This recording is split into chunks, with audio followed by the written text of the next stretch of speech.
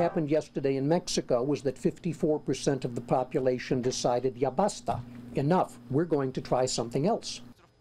We continue to follow big news out of Mexico tonight, where the country has elected its first leader from a third political party. Good evening, I'm Nicole Hickel. And I'm Chris Jacobs. It's one of the biggest presidential elections Mexico has seen, and now the historic victory in the country has many leaders in the U.S. looking to see what comes next. CBS 4's Cindy Hernandez joins us live at the Hidalgo Reynosa International Bridge to explain what this election means on our side of the border. Sydney. After close to 2 decades of the PAN and the PRI political parties ruling in Mexico without much of a change, that has left many Mexican residents hungry for a difference. That is exactly why they elected a new president, Mr. Lopez Obrador.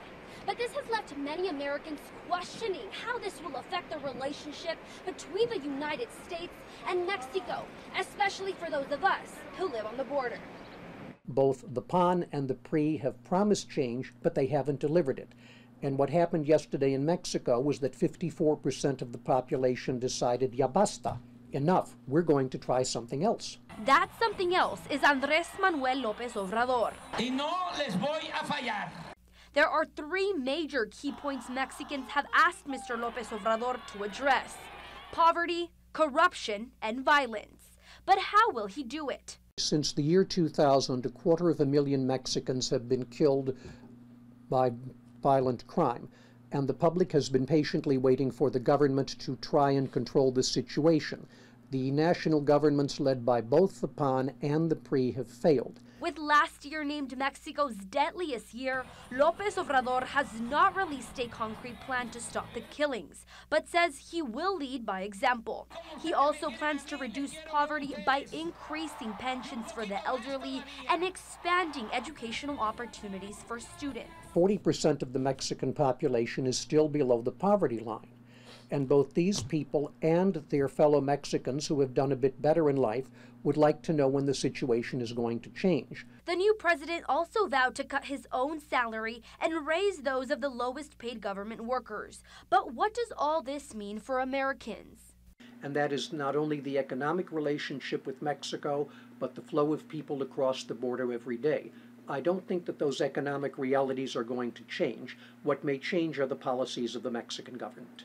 Although Obrador has commented on President Donald Trump in the past, calling him arrogant, he has not made any statements implying that the NAFTA agreement between Mexico and the United States will change. In last night's victory speech, Obrador said he will pursue a relationship of friendship with the United States. We are very much affected economically by what happens in Mexico, and there is a significant portion of Valley residents who still have relatives on the other side of the border. The next big question for Mexico is how many seats will Obrador's party, Morena, actually have in the Senate and in the Mexican Chamber of Deputies, which is the equivalent of the House of Representatives. Right now, the results are showing a favor for Obrador, but the final results will come within the next few days. Mr. Obrador is expected to take office on December the 1st. Reporting live on the U.S.-Mexico border with complete Valley coverage, Cindy Hernandez, CBS 4 Valley at 6.